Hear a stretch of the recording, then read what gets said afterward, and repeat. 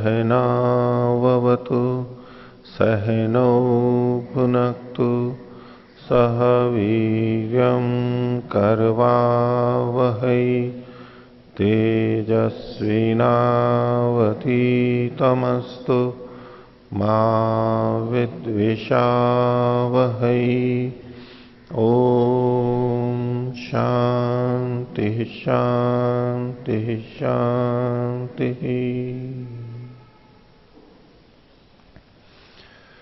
मीमांसा दर्शन की 262वीं कक्षा। मीमांसा दर्शन के छठे अध्याय का प्रथम पाठ चल रहा है और इसमें पीछे हमने छठे अधिकरण तक देख लिया था। अब सातवां अधिकरण प्रारंभ करते हैं। शीर्षक है अपशूद्राधिकरणम। शूद्र को छोड़ करके अन्यों को यज्ञ का अधिकार है, ये अधिकरण, ये सिद्धांत पक्ष यहां पर स्थापित करेंगे। जैसे पीछे चर्चा आई थी कि स्त्रियों को यज्ञ का अधिकार है या नहीं है, तो कहा था स्त्रियों को भी यज्ञ का अधिकार है। इसी तरह से शूद्र के विषय में चर्चा चलेगी कि उनको यज्ञ का अधिकार है या नहीं है। तो अपशूद्राधिकरणम, अप जो है यहां पर परिवर्जन के अर्थ में है, छोड़ने के अर्थ में, शूद्र को छोड़ करके बाकी को यज्ञ का अधिकार है। भाष्य देखिए, अग्निहोत्रादीनि कर्माणि उदाहरणम। किन के विषय में ये बात कर रहे हैं कि अग्निहोत्र आदि जो कर्म है, यज्ञ आदि अन्य याग है, सोमयाग, सभी का ग्रहण इसके अंतर्गत हो जाएगा। वो इसके उदाहरण है, उनके संदर्भ में ये चर्चा की जा रही है। तेषु संदेह, इसमें ये संदेह है कि किम चतुर्णाम वर्णानाम तानि भवेयुः उत अपशूद्राणाम त्रयाणाम वर्णानाम इति, कि ये जो चीजें हैं ये चारों वर्णों के द्वारा की जा सकें, ब्राह्मण क्षत्रिय वैश्य और शूद्र, इन चारों वर्णों के द्वारा होवें ये, अथवा शूद्रों को छोड़ करके तीनों की, यानी ब्राह्मण क्षत्रिय वैश्य के द्वारा ही होवे। किम तावत प्राप्तम, तो इसमें क्या निश्चय होता है, क्या चर्चा प्राप्त होती है? तो पूर्व पक्षी कहता है 25वें सूत्र में, चातुर्वर्ण्यम अविशेषात, बोले चारों वर्णों का इसमें अधिकार है। चातुर्वर्ण्य है, चारों वर्णों का अधिकार है। क्यों है चारों वर्णों का अधिकार? अविशेषात, कुछ विशेष ना होने से, कि तीन में कोई विशेषता हो या शूद्र में कोई विशेषता हो जिससे उसको रोका जाए, या इन तीन में कोई विशेषता हो जो इनको किया जाए। शास्त्र में सामान्य रूप से कथन किया गया है तो वो तो सभी पे लागू होता है, वहां कोई विशेष वचन तो कहा नहीं गया है। कहा नहीं कहा गया है तो वो भाष्य में बता रहे हैं, चातुर्वर्ण्यम अधिकृत्य यजेत जुहुयात इत्यवमादि शब्दम उच्चरति वेद। वेद में यानी शास्त्रों में, ब्राह्मण ग्रंथों में ये जो यजेत और जुहुयात, ये जो वर्णन किए गए, वहां किसी वर्ण विशेष का नाम नहीं लिखा हुआ है कि वो ही करें। तो कोई विशेष कथन ना होने से सामान्य रूप से चारों वर्णों को उसका अधिकार प्राप्त होना चाहिए।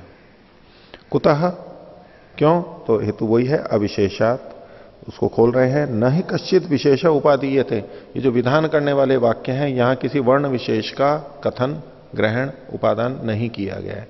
उसको विशेष वर्ण का ग्रहण करके फिर विधि की जा रही हो, ऐसा वहां पर नहीं है, इसलिए सबका अधिकार है। तस्मात् शूद्रो न निवर्तते, इसलिए शूद्र यज्ञ आदि से हटता नहीं है, उसको भी अधिकार प्राप्त है। इस पे सिद्धांति कहता है 26वां सूत्र, निर्देशाद वा त्रयाणाम स्यात् अज्ञाधेये ही असंबंध क्रतुषु ब्राह्मण श्रुति इति आत्रेय।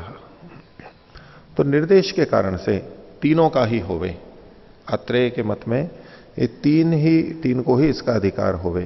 क्यों? अज्ञाधेय ही असंबंध क्रतुषु, अज्ञाधान करने में, क्रतु के विषय में जो अज्ञाधान होता है उसमें शूद्र का संबंध न होने से, वहां पर शूद्र का वर्णन नहीं मिलता है अज्ञाधान करने में, और वो क्रतु से संबंधित अज्ञाधान होता है। तो ब्राह्मण श्रुति इति आत्रेय, इसलिए ब्राह्मण आदि जो ये श्रुतियां हैं केवल उन्हीं को ये होगा। ब्राह्मण श्रुति मतलब ब्राह्मण में ऐसा वचन मिलता है, ब्राह्मण ग्रंथ में ऐसा वर्णन मिलता है, उसके अनुसार यही होना चाहिए, तीन का ही होना चाहिए। वो अब सिद्धांत में, सिद्धांति यहां पर बताएगा। तो वाह शब्द है पक्षम व्यावर्तयति, सूत्र में जो वाह शब्द है ये पूर्व पक्षी को हटाने के लिए है। त्रयाणाम अधिकार स्यात्, तीन का ही अधिकार होवे इसमें। कुतः क्यों? अग्न्याधेय निर्देशात, अग्न्याधान में ये निर्देश होने से। पूर्व पक्षी ने यह कहा था कि जहां विधि की गई है याग की, यजेत जुहुया, तो वहां किसी वर्ण विशेष का नाम नहीं लिखा है, इसलिए सबकी प्राप्ति है। सिद्धांति कह रहा है कि नहीं, अग्न्याधान में वर्ण विशेष का उल्लेख मिलता है, इसलिए सबका अधिकार नहीं है। तो अग्न्यादेह त्रयाणाम निर्देशो भवति, अग्न्याधान में इन तीन का निर्देश मिलता है। वो क्या है? पहले वचन आ चुके हैं, वसंते ब्राह्मणों अग्निन आदधीत, ब्राह्मण अग्न्याधान करे तो वो वसंत ऋतु में करे। ग्रीष्म राजन्य है, क्षत्रिय करे तो ग्रीष्म ऋतु में, और शरदी वैश्य, वैश्य अग्न्याधान करे तो शरद ऋतु के अंतर्गत करे। शरद का मतलब वर्षा ऋतु के बाद में जो आती है, सर्दी नहीं, ठंड जो है हेमंत और शिशिर, उससे पहले जो शरद ऋतु आती है उसके अंतर्गत। शूद्र से आधाने श्रुतिर नास्ति इति अनग्नि ही शूद्रो असमर्थो अग्निहोत्रादि निर्वर्तयितुम। बोले चूंकि शूद्र के आधान में कोई श्रुति नहीं है, वचन नहीं मिल रहा है। आधान के लिए तीन वचन है, तीन के लिए अलग अलग ऋतुएं बताई गई हैं। अगर शूद्र को भी अधिकार होता तो उसके लिए भी उल्लेख होता, तीन की तरह चौथा भी होता वाक्य। लेकिन शूद्र के आधान की चूंकि श्रुति नहीं है, इसलिए शूद्र अनग्नि है, अग्नि से रहित है। अग्नि से रहित होने से वो अग्निहोत्र आदि करने में असमर्थ है। बिना अग्नि के कैसे करेगा? अब इसमें क्या होता है कि विशिष्ट अग्नि आधान करके और फिर उसको संस्कृत किया गया, पौमानेष्टि आदि जो होती हैं पवित्र करके संस्कारित अग्नि, उसी में ही अग्निहोत्र आदि कर्म करने होते हैं और अपनी अपनी अग्नि में ही करने होते हैं, दूसरे की लेके नहीं कर सकते। हर व्यक्ति की अपनी आधान की हुई अग्नि में ही वो अपने अपने कर्मों को करते हैं, ये नियम है। इसलिए इन तीन के द्वारा आधान की गई है, ये तीन अपनी अपनी अग्नियों में यजन करते हैं। तो शूद्र के पास चूंकि वो अग्नि नहीं है आधान की भी, इसलिए वो नहीं कर सकता। यूं भोजन आदि पकाने के लिए तो अग्नि होती ही है घर में, वो नहीं ली जा सकती है, उस अग्नि के अंदर याग करने का निषेध है। तस्मात् अग्निहोत्रम जुहुयात स्वर्ग काम इत्येवम आदिशु शूद्र से प्रापिका श्रुतिर नास्ति। तो अग्निहोत्रम जुहुयात स्वर्ग काम इत्यादि वचन शूद्र के अग्निहोत्र आदि कर्म के प्रापक श्रुति नहीं है, नहीं कह सकते थे। अब ये जो वचन था अग्निहोत्रम जुहुयात स्वर्ग काम, स्वर्ग की जिसको इच्छा है वो अग्निहोत्र कर्म करे। अब यहां किसी का नाम तो लिया नहीं गया है, कौन करे? स्वर्ग की जिसको इच्छा है वो करे, यानी ब्राह्मण क्षत्रिय वैश्य शूद्र में किसी का नाम नहीं लिया गया। तो इस वचन के आधार पर ही पूर्व पक्षी ने कहा था कि चारों को अधिकार है, किसी का विशेष वर्णन नहीं है। सिद्धांति ने कहा कि आधान में चूंकि तीन का ही नाम लिखा गया है, इसलिए ये जो विधायी का श्रुति है अग्निहोत्रम जुहुयात स्वर्ग काम, यहां पर भी तीन का ही ग्रहण होगा, चारों का नहीं होगा। उल्लेख ना होते हुए भी अविशेष वाली बात यहां नहीं घटेगी, क्योंकि दूसरी श्रुति मिल रही है वो तीन को ही कह रही है, तो यहां भी तीन का ही अर्थ लिया जाना चाहिए। और आगे बता रहे हैं इसको, ब्राह्मणादीन एव अधिकृत्य सा प्रवर्तते। ये जो श्रुति है अग्निहोत्रम जुहुयात स्वर्ग काम अथवा दर्शपूर्णमास, इनकी जो सामान्य श्रुतियां हैं, ये ब्राह्मणादि इन तीन को अधिकृत करके ही प्रवृत्तित हो पाएंगी। इनका अर्थ अन्य वाक्यों की अपेक्षा से तीन का ही ग्राहक होगा, सबका ग्राहक नहीं हो सकता। ते ही समर्था अग्निमत्वात्, क्योंकि ये तीन ब्राह्मण क्षत्रिय वैश्य यही इसमें समर्थ हैं अग्नि वाले होने से। आवनियादयो न शूद्र से अविधानात्, और आवनी आदि अग्नियां जो है वो शूद्र के पास में नहीं होती। आवनी अग्नि वही जिसमें हम होम करते हैं, तो वो शूद्र के पास होती ही नहीं है। क्यों नहीं होती है? अविधानात्, क्योंकि उसके लिए उसका विधान ही नहीं किया गया। संस्कार शब्दत्वाच्च आवनियादि नाम, और ये जो आवनी आदि अग्नियां हैं ये संस्कार शब्द वाली होने से, यानी ये संस्कृत अग्नियां हैं। यूं ही कोई भी अग्नि ले ली गई है ऐसा नहीं है, विशेष प्रकार से ली गई है।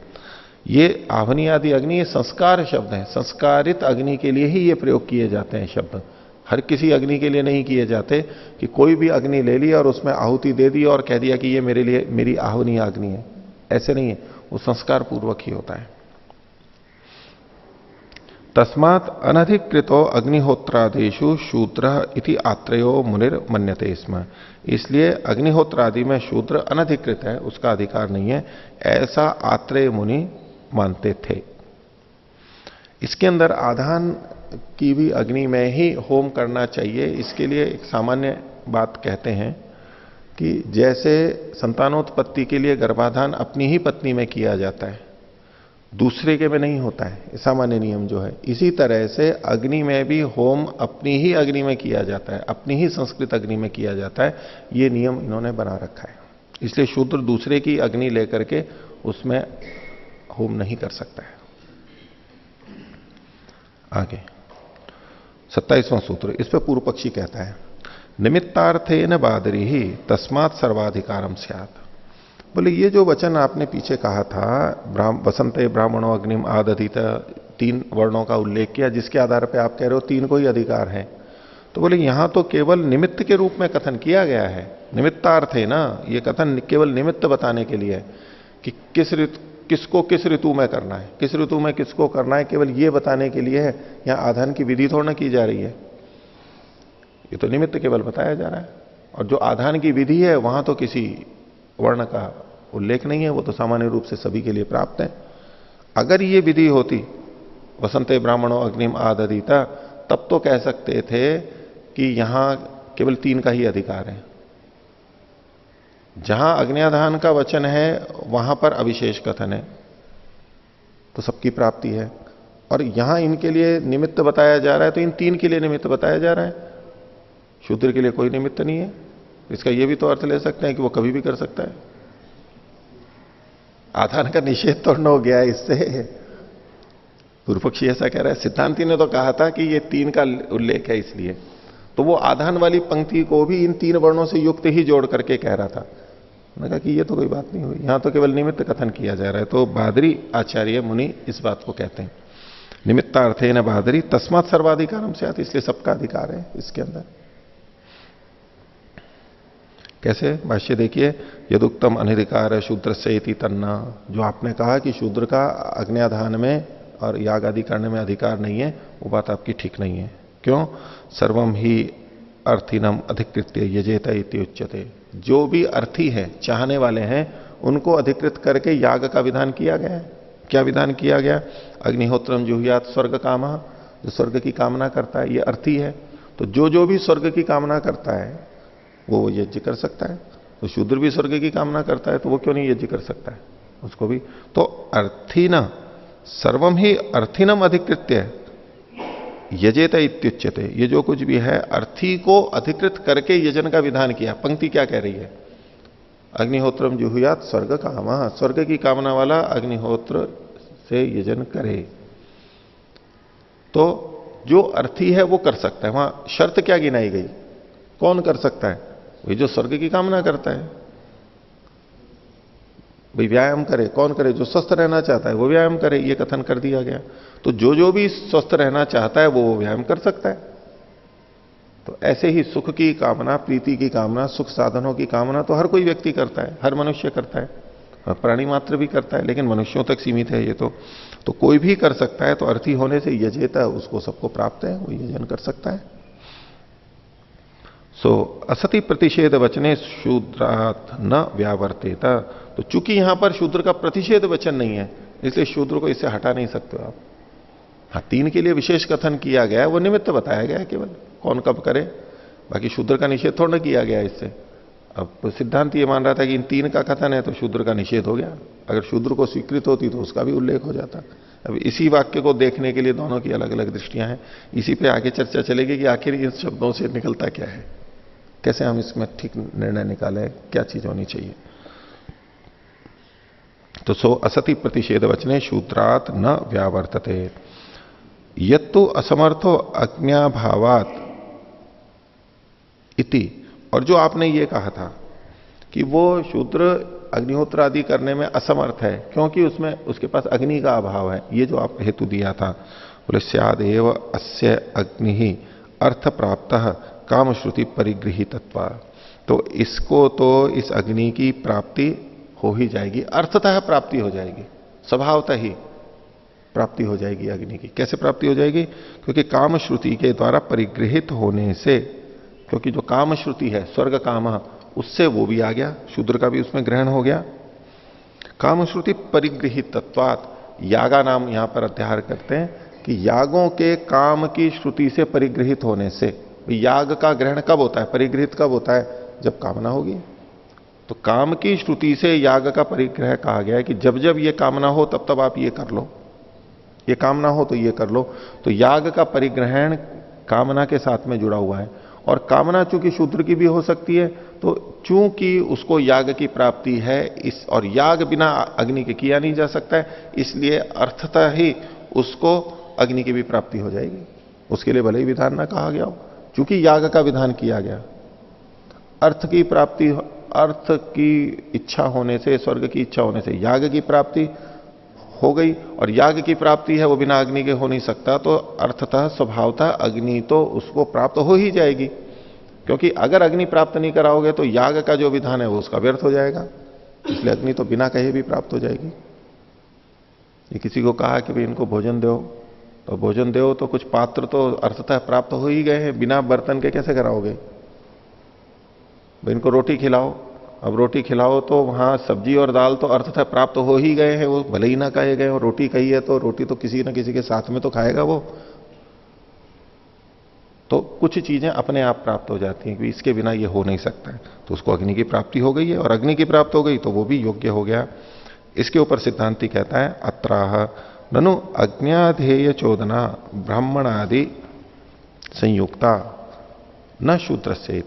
बोले ये जो अग्न्याधान आदि की विधि है ये ब्राह्मण आदि से शब्दों से युक्त है, न कि शूद्र से युक्त है। यानी वही 3 वर्णों का जो पीछे कहा था सूत्र में, उसी को वो फिर से बता रहा है कि भाई ये तो वहां तो ऐसा कहा गया है।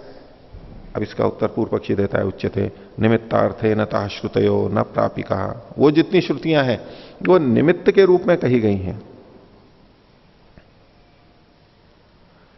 निमित्त रूप में कि ब्राह्मण ऐसा करे, शूद्र ऐसा करे, शूद्र को अग्न्याधान करना हो तो इस ऋतु में करे, ऐसे केवल निमित्त के रूप में निमित्तार्थे न ताश्रुतयो न प्रापिका। ये अग्न्याधान की प्राप्ति कराने वाली विधियां नहीं है कि अग्न्याधान की विधि कर रही हो। यदि यहां अग्न्याधान की विधि होती तो गुण विशिष्ट विधि मानते हुए यहां पर और किसी का ग्रहण नहीं हो सकता था, इन्हीं का ही ग्रहण होता जो कथन किए गए। लेकिन चूंकि ये विधि नहीं है आधान की, ये तो निमित्त को बताने वाली है कि कौन कब करे, तो इसलिए आधान तो बंधा हुआ नहीं है, आधान तो खुला हुआ है। तो ये लोग इस ऋतु में करें, ब्राह्मण क्षत्रिय वैश्य वसंत ग्रीष्म और शरद में करें, इनके लिए बंध रहा है। शूद्र के लिए तो खुला हुआ है, आधान तो बंधा नहीं है यहां पर। तो निमित्तार्थे न ताह श्रुतयो न प्रापिका कथम, तो बोले निमित्त स्वभाव एते शब्दाः। ये जो शब्द हैं ये निमित्त के स्वभाव वाले हैं, निमित्त को बताते हैं कि ब्राह्मण आदधानो वसंते, कि ब्राह्मण जब आधान करे तो कब करे? वसंत में करे। ये निमित्त बताया जा रहा है, उसको वसंत में ही करे, उसका नियमन कर रहे हैं। राजन्यो ग्रीष्मे वैश्य शरदी इति ब्राह्मणादीनाम वसंतादि भी संबंधो गम्य थे। यहां ब्राह्मण आदि का वसंतादि ऋतुओं से संबंध बताया जा रहा है, यानी ये यहां विधि की जा रही है, आधान की विधि नहीं की जा रही है। आधान तो या एवं विद्वान अग्निम आधत्ते या और कहीं भी आधान की विधि है, ये तो वर्णों का ऋतुओं के साथ में संबंध ये यहां पर विहित किया जा रहा है, आधान थोड़ा ना विहित किया जा रहा है। ये अंतर समझ में आ रहा है कि अगर आधान की विधि होती तो क्या होता, और ब्राह्मण और वर्णों की और ऋतुओं की विधि संबंध इनका बताया जा रहा है, तो क्यों शूद्र भी प्राप्त हो रहा है? कौन बताएगा? हाँ रमन जी। जब आदधान का विधान करेंगे तो अन्य के प्रति कुछ विशेषता कही नहीं गई, अन्य के विषय में उसमें सभी प्राप्ति हो जाएगी सभी मनुष्य। उस वाक्य को मत लो अभी केवल ये जो ब्राह्मणों वसंते अग्निन आदधीता, ये जो 3 का वर्णन है इन्हीं वाक्यों को लो। वहां तो बात हो ही चुकी है, वो पूर्व पक्षी कह चुका है कि वहां किसी विशेष का कथन नहीं है, इसलिए सबकी प्राप्ति है। यहां जो सिद्धांति ने कहा कि इन 3 वर्ण वाले ही आधान कर सकते हैं, ये जो अर्थ निकाल रहा है सिद्धांति, इस पे जो पूर्व पक्षी कह रहा है वो कैसे अर्थ का परिवर्तन कर रहा है? हाँ बताओ दिलीप जी। अगर हम बसंते ब्राह्मणो अग्निम आदधित इसको ही यहाँ पर इससे आधान की विधि मानेंगे, हाँ। तो यहाँ पर 3 वर्णों के लिए अग्नि आधान का विधान कर दिया। अब अग्नि आधान का दूसरा कोई वचन है ही नहीं, तो शूद्र का विधान हो ही नहीं सकता है, ये कहना चाह रहे हैं। चूंकि यदि यहां आधान की विधि मानते हैं, हम आधान की विधि मानते हैं और ये गुण विशिष्ट विधि बनेगी फिर कि ये वर्ण वाले इस ऋतु में आधान करें, तो जब विधि है तो इसमें ये सब चीजें विवक्षित होंगी, दूसरी चीजें आप यहां नहीं ला सकते। ये कि ये बस विवक्षित होंगे, इसके अतिरिक्त और कोई आधान नहीं कर सकता, ये प्राप्त होने लगेगा अगर आधान की विधि यहां पर मानी जाए। पूर्व पक्षी कह रहा है आधान की ये विधि ही नहीं है, ये तो निर्देश है केवल। यहां पर ब्राह्मण का वसंत से और क्षत्रिय का शरद ग्रीष्म से और वैश्य का शरद से ये संबंध जोड़ा जा रहा है, बस इतना ही बताया जा रहा है, आधान की विधि नहीं है। तो अब क्या होगा कि आधान बंधा नहीं है। आधान ये लोग जब आधान करें तो इस ऋतु में करें, बस ये कहा जा रहा है। ये लोग इस ऋतु में आधान करें ये नहीं कहा जा रहा है, आधान की विधि नहीं है। ये लोग जब आधान करते हैं, आधान तो सबको प्राप्त है, ये लोग जब आधान करें तो ये इस ऋतु में आधान करें, तो इससे शूद्र को के आधान का निषेध नहीं हो जाएगा, ये कहना चाह रहा है पूर्व पक्षी। तो ये कहते हैं शरदी इति ब्राह्मणादि नाम वसंतादि भी संबंधो गम्यते। यहां ब्राह्मणादि का वसंतादि से संबंध जाना जा रहा है, बस यही विधि है यहां पर। तेन वसंतादि संबंधार्था ब्राह्मणादय इत्येव गम्यते। तो वसंत आदि से ऋतुओं से संबद्ध करने के लिए ब्राह्मण आदि यहां पर कहे गए हैं। तथा च आदधातिर न वाक्येन शूद्रात व्यावर्तितो भविष्यति। तो इससे आदधाति जो है आधान है, ये वाक्य के द्वारा शूद्र से व्यावर्तित नहीं होगी, आधान शूद्र से हटेगा नहीं। देखो आधान का जो कथन है, सिद्धांती जब वसंते ब्राह्मणों अग्निन आदधिते इन तीन वचनों से शूद्र को कैसे हटा पा रहा है, वो वाक्य से हटा पा रहा है।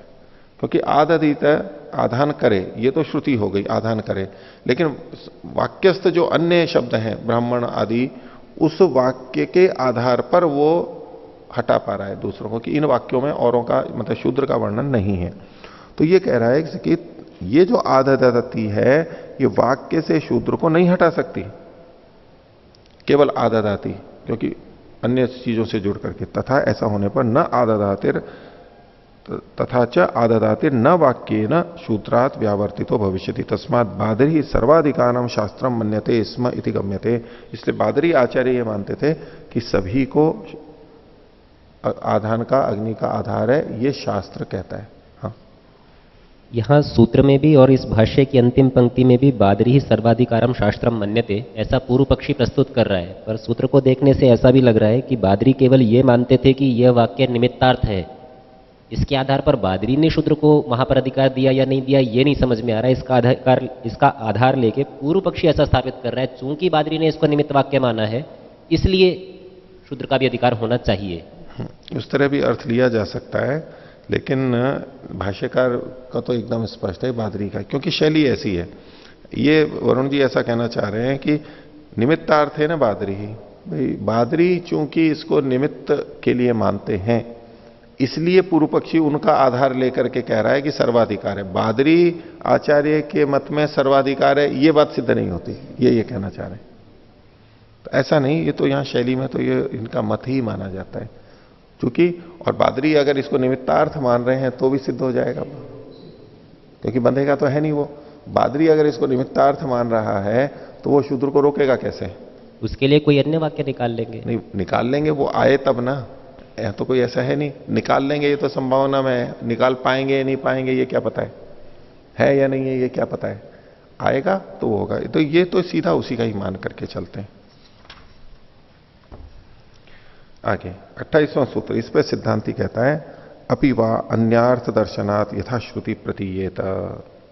बोले कि और भी चीजें इसमें देखी जाती हैं, अन्य अर्थों के विधान में भी इन तीन का ही वर्णों का वर्णन मिलता है, ब्राह्मण क्षत्रिय वैश्य का। अन्य चीजों का जहां विधान किया गया है वहां भी इन तीन तीन के नाम लिखे गए हैं। जैसे आधान में इन तीन वर्णों का उल्लेख है, ऐसे ही अन्य कार्यों में भी इन तीन तीन का उल्लेख है। शूद्र का वहां भी उल्लेख नहीं है, तो वो अपनी और पुष्टि के लिए कह रहा है कि शूद्र का अधिकार नहीं हो सकता है। वो कुछ वचन अभी भाष्य में बताए जाएंगे। तो इसके कारण से अपिवा अन्यार्थ दर्शनात् यथाश्रुति प्रतीयेत, जैसा श्रुति कहती है तीन वर्णों का उन्हीं को अग्निहोत्रादि का अधिकार है। भाष्य देखिए, अपिवा इति पक्षो व्यावर्तते, पूर्व पक्ष को हटाने के लिए वह शब्द है यथाश्रुति एवं प्रतीयेत, जैसा श्रुति कह रही है तीन का बस उन्हीं का अधिकार होना चाहिए। ब्राह्मणादयो ही आधाने श्रूयन्ते, आधान में चूंकि ब्राह्मणादि तीन का ही श्रवण होता है, तेन ब्राह्मणादि कर्तृकम आधानम, इससे सिद्ध होता है कि ये आधान ब्राह्मण आदि कर्तृक ही है, शूद्र कर्तिक नहीं होगा, वो शूद्र करने वाला नहीं होगा। वसंतादि श्रवणाच वसंतादि कालकम, और वसंतादि का श्रवण करने से वसंतादि काल में ही होगा, अन्य काल में नहीं होगा। ब्राह्मण आदि ही, ब्राह्मण क्षत्रिय वैश्य ही कर पाएंगे, उन्हीं को करना चाहिए, और वसंत ग्रीष्म और शरद इन्हीं में ही करना चाहिए, अन्य ऋतुओं में नहीं करना चाहिए, निषेध हो जाएगा औरों का, इन्हीं में होना चाहिए केवल। तो वसंतादि श्रवणाच वसंतादि कालकम तथा चेदम शूद्र वर्जिता नाम एवं अनुक्रमणम भवती। इसी प्रकार से जो अनुक्रमण है, चलने आदि की बात आती है, इतने इतने कदम चले, वो सब भी शूद्र कथन जो है वो भी शूद्र से रहित हैं, शूद्र के अनुक्रमण आदि का उल्लेख नहीं मिलता है। यहां पर देखिए कुछ साम का भी वर्णन है और भी आधान का भी है, क्या व्रत क्या करना है उसका भी वर्णन है, ये उदाहरण दे रहे हैं। तो बारहत गिरम ब्राह्मणस्य ब्रह्मसाम कुर्यात, तो ब्रह्मसाम नाम का, बारहत गिर नाम का ब्रह्मसाम ब्राह्मण के लिए करें। जो साम का कथन है ब्राह्मण के लिए, इस साम का पार्थुरश्म्यम राजन्य से, क्षत्रिय के लिए पार्थुरश्म्य नाम का सामगान करे, साम को बोले। और राजोवाजीयम वैश्य से, वैश्य के लिए राजोवाह्य नाम का साम पढ़े। तो इति शूद्र से साम न आमनंती, शूद्र के साम को तो यहां पढ़ा नहीं गया है, जैसे आधान नहीं, इनके लिए तीनों के लिए अलग अलग साम का कथन किया गया है। तो अगर शूद्र भी यज्ञ करता होता तो उसके लिए भी किसी साम का कथन किया गया होता, वो उल्लेख नहीं मिलता है। तथा उसी तरह से व्रत के लिए कहा पयो व्रतम ब्राह्मणस्य, ब्राह्मण को जो व्रत करना होता है वो दूध का होता है। या व्रत का मतलब वो बिल्कुल निराहार होना नहीं है, व्रत का मतलब भोजन है, निरुक्त में भी आता है। व्रत का मतलब भोजन, वहां अल्पाहार किया जाए, विशेष प्रकार का भोजन करना। तो ब्राह्मण के लिए दूध का व्रत कहा गया। यवागु राजन्य से, राजन्य के लिए यवागु का, दलिए का, चाहे चावल का हो चाहे गेहूं का, जैसा भी यवागु कहा गया। और आमिक्षा वैश्य से, वैश्य के लिए पनीर का कथन किया गया, वो उसके लिए व्रत है, वो उसी को ही खाता है इति। तो यहां पर भी शूद्र के लिए क्या खाना चाहिए उल्लेख नहीं मिला है। अगर वो यज्ञ का अधिकारी होता तो उसके लिए भी यहां व्रत का कुछ कथन होता। तथा तीसरी बात कह रहे हैं आधाने अष्टसु प्रक्रमेशु ब्राह्मणों अग्निम आदधीत, आधान करते समय 8 प्रक्रम होने पर ब्राह्मण अग्नि का आधान करता है। एकादशसु राजन्य, राजन्य 11 प्रक्रम के बाद में करता है। और द्वादशसु वैश्य, वैश्य 12 प्रक्रम के बाद में करता है। एवं ब्राह्मण एवं ब्रह्मसामकम अव्रतकम एवं अब्रह्मसामकम अव्रतकम अप्रक्रमकम च शूद्रस्य प्रयुक्तम अपि कर्म निष्फलम स्यात्। तो यदि शूद्र यज्ञ करे भी, आप जैसा कह रहे हो, पूर्व पक्षी को बताया सिद्धांति ने, तो वो ब्रह्मसाम वहां पर नहीं रहेगा, व्रत उसका नहीं होगा और प्रक्रम भी उसका नहीं होगा। तो ये तीनों चीजें न होने से अगर वो करे भी तो वो पर पूरा गुण वाला नहीं हो पाएगा, तो वो निष्फल हो जाएगा, सफल होगा नहीं। कर भी लेगा तो सफल तो होगा नहीं, क्योंकि ये चीजें तो वो कर नहीं पाएगा, उसके लिए कुछ कथन ही नहीं किया गया। तस्मात् न शूद्रो जुहुयात ये जेतवा, इसलिए शूद्र न तो होम करे न याग करे। इसमें पयोव्रतम ब्राह्मण से आदि जो है ना, तो उसमें नीचे लिखा है युधिष्ठिर जी ने भी कि भोजनम अपनी व्रतम उच्यते, भोजन को भी व्रत कहते हैं। कई बार ये बात चलती है ना कि वो कहें जी व्रत कर रहा हूं, तो व्रत का मतलब आजकल समझा जाता है उपवास, कुछ भी नहीं खाना। तो फिर उसके लिए चुटकुले भी बने हुए भी, जी आज इनका व्रत है तो वो साबूदाने की खीर बन रही है और वो नमकीन बन रही है और तरह तरह की चीजें, और इतना अच्छा और इतना गरिष्ठ जितना कि सामान्य अवस्था में भी नहीं खाया जाता है। तो कई जने कहते हैं भाई ये काय का व्रत हुआ, ये तो व्रत नहीं हुआ। तो ठीक है, वो जो अधिक खाते हैं, गरिष्ठ खाते हैं, वो तो ठीक नहीं है, लेकिन व्रत का मतलब भोजन भी किया जाता है कि विशेष प्रकार का भोजन करना। ऐसा भोजन जो अन्न आदि सामान्य ग्राम्य भोजन है वो ना करके अरण्य में जो उत्पन्न होने वाली चीजें हैं, सामा कोदो आदि ऐसे धान्य जो कि जंगल में अपने आप उगते हैं, अकृष्ट पच्चा हैं। एक तो होता है जोत करके पैदा किए जाने वाले, जैसे हम खेती करते हैं, और कुछ होते हैं जो बिना जोते वैसे ही उग जाते हैं और उसको हम वहां से ले लेते हैं। ऐसे जो प्राकृतिक उगे हुए हैं उनका भोजन किया जाता है, तो वो भी व्रत के अंतर्गत ही आता है। ये तो कई बार हम आलोचना कर देते हैं कि भाई ये कौन सा व्रत हुआ, पर वो भी है, अधिक ना करे लेकिन उनको वो खा सकता है। और इसी तरह आयुर्वेद में भी जो लंघन कहा जाता है, लंघन मतलब तो उसमें हल्का कर देता है, वो हमारे को लघु कर देता है, तो उसमें उपवास को लंघन कहा जाता है। लेकिन लंघनम लघु भोजनम, लघु यानी हल्का भोजन करना भी लंघन के अंतर्गत ही आता है, क्योंकि पूरा भरपेट तो किया नहीं है उसने, थोड़ा सा हल्का खाया है, उससे भी उसका शरीर लघु बनता है। जैसे आजकल प्राकृतिक चिकित्सालय वाले कराते हैं, केवल रस पिलाएंगे या कुछ फल दे देंगे, वो सब्जियों का दे देंगे, ककड़ी खिला देंगे, तरबूज खिला देंगे, ऐसी ऐसी चीजें देते हैं वो थोड़ा थोड़ा सा, तो वो भी लंघन उपवास का काम करता है, शरीर शोधन का और स्वास्थ्य की प्राप्ति का काम करता है, वजन भी घटाने का काम करता है। तो लंघनम लघु भोजनम, लघु भोजन को भी लंघन के अंतर्गत लिया है, और पूरा नहीं खाते हैं वो भी लंघन में आता है। तो ऐसे ही ये जो व्रत कहे गए हैं, ये इन सब से पता लगता है। अब ये सिद्धांति ने कहा कि केवल ब्राह्मण क्षत्रिय वैश्य को ही याग का अधिकार है, शूद्र को अधिकार नहीं है। 29वां सूत्र, इस पे पूर्व पक्षी कहता है निर्देशातु पक्षे स्यात्। बोले यहां जो निर्देश किया गया है वो तो सामान्य रूप से है, इसलिए सबको अधिकार होना चाहिए। तो ये जो पक्षे स्यात्, पक्ष में यानी वो ये सब जो उल्लेख है वसंत आदि के, ये तो केवल निमित्त के लिए ही होने चाहिए, जैसा पीछे कहा गया था। तो क्यों ऐसा निर्देश मिलता है? इसलिए नहीं तदेवम शूद्रस्य अग्नि भावात अनधिकारो अग्निहोत्रादिशु इति। बोले ये बात आपकी ठीक नहीं है कि शूद्र को अग्निहोत्र आदि का अधिकार नहीं है, क्योंकि उसके पास अग्नि नहीं है, क्योंकि उसके पास अग्निआधान का अधिकार नहीं है, इसलिए वो अग्निहोत्र भी नहीं कर सकता। ये कथन ठीक नहीं है। क्यों? अस्ति ही शूद्रस्य आधानम। बोले शूद्र के लिए भी आधान का कथन तो मिलता है। कैसे? तो देखो ये लिखा है, यह एवं विद्वान अग्निम आदत्ते, जो ये विद्वान अग्नि का आधान करता है। तो यहां पर यह थोड़ा ना कहा गया है कि ब्राह्मण क्षत्रिय वैश्य शूद्र, आधान की विधि तो ये है यहां पर, तो सबको प्राप्त है। अविशेषात वही हेतु है पूर्व पक्षी का। देखो ये विधि की गई है, इति शास्त्रम सामान्य है ना, ये शास्त्र सामान्य रूप से आधान का विधान कर रहा है, यानी विशेष नहीं है, अविशेषात वाला हेतु है। इदमपि निमित्तार्थम भविष्यति। और ये जो आपने बातें कही ना, इदमपि, इदम का मतलब है कि ये जो ब्रह्मसाम व्रत और प्रक्रम था, बोले ये भी निमित्त के लिए हो जाएगा। जैसे आधान में ऋतु आदि का वर्णन था, वो निमित्त के लिए कहा था, वैसे ये तीन चीजें भी निमित्त के लिए होंगी। तस्मात् सर्वाधिकारम शास्त्रम भवितुमर्हति, इसलिए सबका ही अधिकार होगा। तो पूर्व पक्षी किस ढंग से कह रहे हैं कि भाई ये व्रतों का जो पालन है, या आप यवागु लेंगे, ये लेंगे, तो ठीक है, उनके लिए विधान किया गया है, शूद्र के लिए विधान नहीं है, वो कुछ भी खा करके कर सकता है। इससे शूद्र का निषेध तोड़ना हो गया। आगे उत्तर भी आएगा, ब्रह्म साम है, ये सब वो नहीं पढ़ता, ये साम नहीं पढ़ता, तो दूसरा जो साम है, ब्रह्म साम है, वो पढ़ लेगा। जो अनारभ्याधीत हैं वहां से उठा करके पढ़ लेगा। इनके लिए नियम किया जा रहा है कि आपको यही ब्रह्म साम पढ़ना चाहिए, शूद्र के लिए खुला है। इनके लिए है कि आपको यवागु आदि ही लेना चाहिए, शूद्र के लिए खुला है, वो कुछ भी ले सकता है। ऐसे ही प्रक्रम का है, इतने इतने प्रक्रम चले, शूद्र के लिए कोई प्रक्रम नहीं है, वो कितना भी करके चल सकता है। इससे निषेध कहां पर हो गया? तो इदम अपि, इदम का मतलब है ब्रह्मसाम व्रत और प्रक्रम, ये भी निमित्तार्थम भविष्यति। तस्मात् सर्वाधिकारम शास्त्रम भवितुमर्हति।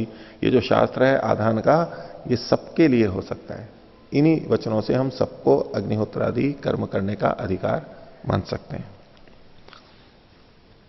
आगे अब इस पे तीसरा सूत्र है, ये आक्षेप, ये आक्षेप दे रहे सिद्धांति का है, ये पूर्व पक्षी पे आक्षेप कर रहा है। हाँ आचार्यवर्य अत्र य एवं विद्वान अस्ति, हाँ शूद्र तो विद्वान न भवति। नहीं, क्यों नहीं? तो ये तो जो भी जानता है, जानने वाला कर सकता है। विद्वान का मतलब जानने वाला। यदि विद्वान न शूद्र, यदि शूद्र न विद्वान, वो चर्चा आगे आएगी तो देखते हैं। लेकिन जो ऐसे जानता है, ऐसा जानता है, कौन जानता है? ये थोड़ा जन्मना भी लेके चलते हैं, उस तरह भी बात है। वैसे कर्मणा है, लेकिन ये लोग जन्मना मान करके भी चलते हैं ना, इसलिए इस तरह के कथन है। तो स्वामी जी ये कह रहे हैं कि भाई यूं कहा है कि जो विद्वान है वो अग्नि का आधान करता है, तो जो विद्वान है तो वो शूद्र नहीं है फिर, और शूद्र है तो विद्वान नहीं है। तो और विद्वान ब्राह्मण क्षत्रिय वैश्य ही होते हैं, तो इससे उल्टा ये सिद्ध हो रहा है कि तीन ही कर सकते हैं, उसमें शूद्र का तो नहीं है। तो उन्होंने बोले कि वर्णों का नाम नहीं लिखा हुआ है, वर्णों का नाम नहीं लिखा हुआ है, बस जो भी जानता है वो कर सकता है बस। तो 30वां सूत्र सिद्धांति का, आक्षेप कर रहा है वो, वैगुण्यात न इति चेत। अगर वो ये कहे कि इसमें वैगुण्य हो जाता है, इनकी कमी होगी, जैसे कि इस पूर्व पक्षी ने कहा पीछे कि ये तो निर्देश के लिए हैं और ब्राह्मण इनको ना भी करे तो भी चल सकता है, या तो भिन्न कर दे, व्रत भिन्न कर दे, इन्हीं में से कर ले, या ना भी करे तो भी चलेगा उसके लिए। प्रक्रम ना भी करे, ब्रह्मसाम ना भी करे तो बोले इसमें तो वैगुण्य आ जाएगा, फिर याग में न्यूनता आएगी। तो अथ यद उत्तम अब्रह्मसामकम अव्रतकम अप्रक्रमकम च शूद्र से कर्म प्रयुक्तम अपि फलम न साधयेत विगुणम इति तत्परिहर्तव्यम। तो जब मैंने ये कहा था कि जब अगर ये इन चीजें नहीं करेगा वो, तो याग विगुण हो जाएगा, पूरा गुण वाला नहीं रहेगा, तो फल की प्राप्ति नहीं होगी, उसका उत्तर दीजिए। तो 31वें सूत्र में आक्षेप का निवारण, यानी ये पूर्व पक्षी बोल रहा है, न काम्यत्वात्। बोले कि ठीक है, इसका मैं उत्तर देता हूं कि काम्य होने से, बोले स ऐसा परिहारा, इसका उत्तर यह है काम्यत्वात्, ये हेतु है। बोले कामयिष्यते शूद्र, शूद्र कामना करेगा, किसकी, कैसे करेगा? तो अभिवर्तम नाम ब्रह्मसाम, अभिवर्त नाम के ब्रह्मसाम को ले लेगा, वो अपना कर्म करेगा, कामना होने से याग की प्राप्ति है, और कौन सा साम लेगा? तो बोले अभिवर्त साम ले लेगा। क्यों? तद्धि अनारभ्य किंचित आमनातम अविशेषेण, क्योंकि अभिवर्त साम जहां लिखा गया है किसी प्रकरण विशेष के लिए नहीं है, ये अनारभ्य वैसे ही अविशेष रूप से पढ़ा गया है। इन सामों को तो ब्राह्मण क्षत्रिय वैश्य के लिए पढ़ करके कहा कि ये इसके लिए, इसके लिए। ब्रह्म साम ऐसा है जो किसी के साथ जुड़ा हुआ नहीं है, उसको तो कोई भी ले सकता है, तो शुद्ध है अभिवर्त साम। हाँ, ब्रह्म साम जो अभिवर्त नाम का ब्रह्म साम है, उसको तो कोई भी ले सकता है, तो शूद्र भी उसको ले लेगा, तो कोई भी गुणता नहीं आएगी। चक्षुर निमित्तम आदध्यात इति, चक्षुर निमित्तम म कर लेना यहां पर चक्षुर निमित्त, ये भी खैर पाठ मिलता है, चक्षुर निमित्तेन, चक्षुर निमित्ते आदध्यात, ये कुतूहल वृत्ति के अंदर ये है। हाँ, निमित्त, चक्षुर निमित्त, ठीक है, निमित्त नहीं है, निमित्त है। तो एक तो है चक्षुर निमित्तम, चक्षुर निमित्तम, हाँ निमित्त नहीं है, निमित्त है, ये निमित्त मतलब मापा हुआ। चक्षुर निमित्तम, एक तो ये इस तरह हम कर सकते हैं। दूसरा चक्षुर विमिते, चक्षुर विमिते, विमिते ये तो है निमित्त है, वी बोल रहा हूं मैं, विमिते आदध्यात, ये कुतूहल वृत्ति में ऐसा पाठ दिया हुआ है। चक्षुर विमिते आदध्यात, वो कहते हैं कि नेत्र से माप करके वहां पर आधान कर दें। ये प्रक्रम की दृष्टि से कह रहे हैं, उसमें कहा गया था भाई ऐसा 8, 11, 12 प्रक्रम पैर रख कर, बोले नेत्र से ही देख करके कर ले, नेत्र से ही माप करके कि अच्छा ये इतनी दूरी है और इतनी दूर चल के कर ले, वो तो कोई भी कर सकता है। तो चक्षुर निमित्तम आदध्यात इति अनियत प्रक्रमेशु शूद्र से नियम्यते, अनियत प्रक्रम में शूद्र के लिए ये नियमन किया जा रहा है, वो नेत्र से कर ले। और व्रतेपि, व्रत के विषय में भी कहा गया है मस्तु शूद्र से, शूद्र के लिए मस्तु का प्रयोग, ये वचन भी मिलता है। तो मस्तु कहते हैं, कई अर्थ किए जाते हैं वैसे तो। मस्तु वैसे पतली छाछ है, दही में दुगना पानी मिला करके जो किया जाता है वो भी मस्तु है। और कुछ पिघला हुआ मक्खन जो होता है, अपने आप पिघल जाता है छाछ वाला अपनी गर्मी से, उसको भी मस्तु शब्द से कहा जाता है। और घृत की जो मलाई है ऊपर की पपड़ी, उसको भी मस्तु नाम से कहा जाता है। कई अलग अलग हैं। तो युधिष्ठिर जी का तो है कि जो दधि जल से युक्त, मस्तु का मतलब दधि जल ही युक्त प्रतीत होता है, यहां तो वही होता है कि जैसे छाछ जैसा बन जाता है। तो छाछ तो वो होती है जो मक्खन आदि निकाल देते हैं, चिकना ही निकाल देते हैं, लेकिन दही में पानी मिला करके जो बनता है उसको मस्तु कहते हैं, उसको पीना चाहिए, वो पी सकता है। तो इति संबंध दर्शनात् अध्यवसीयते, इस प्रकार से इस संबंध के देखे जाने से ये हम निर्णय कर सकते हैं कि शूद्र भी इन सब चीजों को कर लेगा, तो दोष उसमें भी नहीं आएगा, ये निश्चित हो जाएगा। मस्तु एवं शूद्र से, शूद्र को केवल मस्तु ही देनी चाहिए। तस्मात् चातुर्वर्ण्यम अधिक्रियेता, तो इसलिए चारों वर्णों का अधिकार यहां पर प्राप्त होता है। अब देखिए इतनी सारी चर्चा चल गई, ये भी वो भी, दोनों पक्ष वाले कहते हैं आखिर अधिकार है या नहीं है। ये तो प्रमाण तो दोनों ही तरह के मिल रहे हैं हमारे को। हाँ, आचार्य जी, ये जो चक्षुर निमित्त है, ये इसमें सप्तमी होनी चाहिए ऐसा लग रहा है। चक्षुर निमित्ते स्थाने आदध्यात, इस तरीके से करके। हाँ, इसलिए कुतूल वृत्ति में विमिते विमिते, हाँ, करके इन्होंने सप्तमी। किया हुआ है, चक्षुर विमिते आदध्यात। लेकिन इसमें दूसरी जगह कहीं म भी चक्षुर निमित्तम आदध्यात।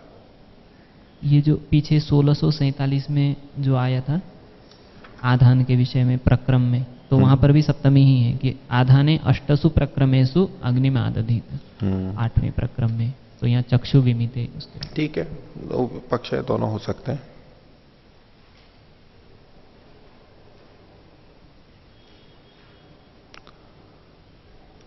आदधीत जो है ना, वो आदधीत का इसका मतलब होता है नाति दूरम आधेय, अधिक दूर नहीं है। आदधीत मतलब पास में, थोड़ा सा, बहुत दूर जाकर के नहीं, थोड़ा चल के वो वहां पर आधान करता है।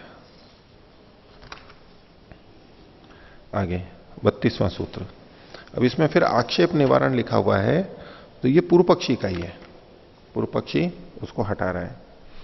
बोले संस्कारे च तत्प्रधानत्वम।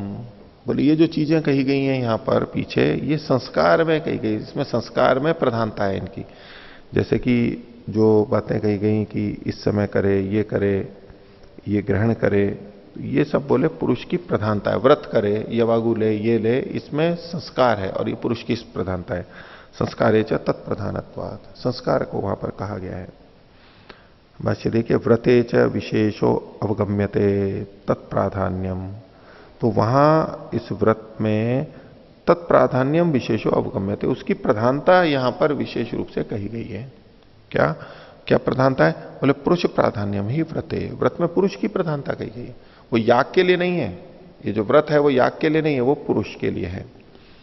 तो सिद्धांति पूछता है कि किमतो ये पुरुष प्रधानता, या पुरुष की प्रधानता है, इसलिए प्रधान और गौण का मतलब ये हो गया ना कि जो व्रत है यवागु आदि, ये किसी दूसरे के लिए है। दूसरे के लिए है मतलब किसके लिए है? तो वो पुरुष के लिए है। याग की प्रधानता नहीं है, याग के लिए नहीं है, ये पुरुष के लिए है। तो सिद्धांति ने पूछा कि ये अगर पुरुष के लिए माने जाए तो इसमें क्या विशेषता है? तो पूर्व पक्षी का एतदतो भवति पुरुष प्रधान संस्कारो न शक्नोति अनुपसंग्रियमाण तस्य अधिकारम व्यावर्तयितुम। बोले जब इसको पुरुष प्रधान संस्कार माना जाएगा तो ये उसमें उपसंग्रियमान जो शूद्र है उसके अधिकार को हटा नहीं सकेगा। अगर इनको याग के साथ में जोड़ा जाता, पीछे जो बात आई थी उसी शैली से, अगर इनको याग के साथ में जोड़ा जाए व्रत आदि को, तब तो चूंकि शूद्र इनको नहीं करता है इसलिए वो याग में नहीं कर पाएगा। लेकिन अगर इनको पुरुष के संस्कार, ब्राह्मण क्षत्रिय वैश्य के संस्कार के लिए माना जाएगा तो ठीक है, वहां पर अग्निहोत्र आदि तो याग तो खुला हुआ है ही, वो ये लोग इन व्रतों से युक्त होकर के करेंगे, ये बिना व्रत के भी कर सकेगा, ऐसे खुला हुआ रह जाएगा, उसको हटा नहीं पाएगा शूद्र को। तो सिद्धांत कहता है तत्कथम इति, ये ऐसे कैसे नहीं हटेंगे? तो पूर्व पक्षी कह रहा है यजेत इति ही स्वर्ग कामे अभिधीयमाने तत्काम शूद्रो न अभिहित इति कथम गम्यते।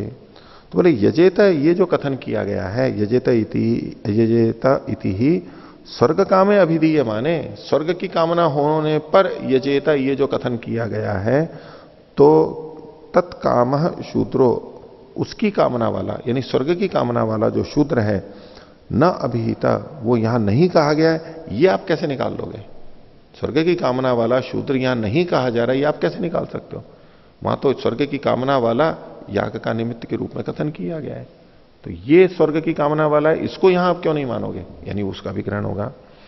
किम ही स यागस्य पुरुष निर्वर्त्यम न निर्वर्तयति।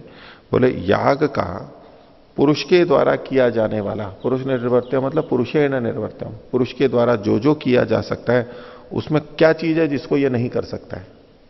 याग करते समय आप जितनी भी क्रियाएं करेंगे याग से संबंधित, जो कि पुरुष के द्वारा की जाने वाली है, यानी यजमान के द्वारा की जाने वाली है, उनमें से ऐसी कौन सी क्रिया है जिसको कि ये शूद्र नहीं कर सकता है, जिससे कि आप इसको मना कर रहे हो? तो बोले व्रतम इति चेत, कोई कहे कि भाई ये व्रत आदि जो है ये तो कहे नहीं गए, ये नहीं कर सकता, तो बोले न, बोले सामर्थ्य उपजननाय ही तत्। बोले जो व्रत है किसके लिए? सामर्थ्य को बनाने के लिए। किनकी सामर्थ्य? ब्राह्मण क्षत्रिय वैश्य की सामर्थ्य बनाने के लिए। तो जिनमें सामर्थ्य नहीं है उनके लिए सामर्थ्य क्या उपाय बता दिया गया है। शूद्र में तो सामर्थ्य है, तो उसके लिए सामर्थ्य बनाने की बात ही क्या है। वो तो सामर्थ्य वाला है, वो सीधा ही कर लेगा। सामर्थ्योपजनना ही तत् यस्यैव उच्यते तस्यैव तेन बिना न सामर्थ्यम। जिसके लिए ये कहे गए हैं वो यदि इनको न लें तो उनकी ही सामर्थ्य नहीं होगी, न अन्य से, अन्य की असमर्थता नहीं होगी। ब्राह्मण आदि यदि इन व्रतों को न लें, यानी पय, यवागु और आमिक्षा को न लें, तो इससे असमर्थता किसकी होगी? इन ब्राह्मण आदि की असमर्थता होगी। शूद्र की असमर्थता तो न सिद्ध हो जाएगी। शूद्र के लिए तो कथन ही नहीं है, वो वैसे ही समर्थ है, तो कर सकता है वो। एवमेव ही व्रतस्य अंग भावो यत कर्तारम समर्थम करोति। तो इस प्रकार से व्रत का अंग भाव है, गौण है, क्योंकि जो कि कर्ता को समर्थ करता है, कर्ता वहां पर प्रधान हो जाएगा।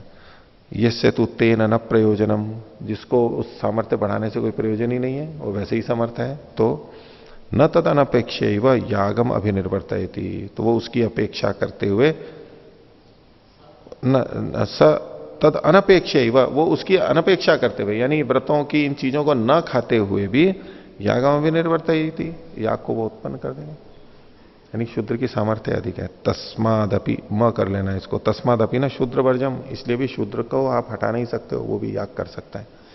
एक वो प्रसंग आता है ना स्वामी जी, जो मुक्ति से लौटने के बाद में शूद्र का ही जन्म होता है, मतलब नीचे स्तर का होता है, तो जन्म में शरीर आदि की सामर्थ्य भी देखी जाती है।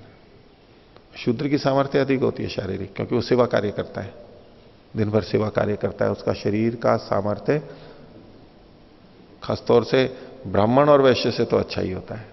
क्षत्रिय फिर भी चलो वो अपना युद्धाभ्यास करता है, व्यायाम करता है, तो वो समर्थ हो सकता है, लेकिन शूद्र का शारीरिक बल, शारीरिक गठन, सामर्थ्य वो सब अधिक होता है ब्राह्मण और वैश्य से, क्योंकि उनका काम ही ऐसा है, वो इतना नहीं करते। तो उस दृष्टि से कि भाई सब चीजें न्यून है तो शूद्र बनेगा, शूद्र में तो सामर्थ्य अधिक होती है, सब चीजें, सब गुण सामान्य मिलने चाहिए, नीचे मिलने चाहिए, तो फिर तो शूद्र का कहते हैं, तो शूद्र के तो शरीर का सामर्थ्य भी कम मिलना चाहिए, और वो तो अच्छा होता है, वो अधिक स्वस्थ होता है, वो अधिक सुंदर होता है। शारीरिक दृष्टि से शूद्र अधिक सुंदर होते हैं। जो मेहनत करते हैं तो व्यायाम होता है तो उनका शरीर सुंदर दिखता है, शरीर का गठन अच्छा होता है, पेट नहीं निकला हुआ होता, चर्बी अधिक नहीं होती है वैसी, तो स्वाभाविक है। जिसका शरीर अच्छा है, व्यायामशील है, चाहे मेहनत करता हो चाहे व्यायाम करता हो, उसका शरीर तो सुंदर दिखेगा ही, वो तो सुंदर दिखना ही है। हाँ आचार्य सब नीचे स्तर का मिलता है एवं अभिप्राय नास्ति।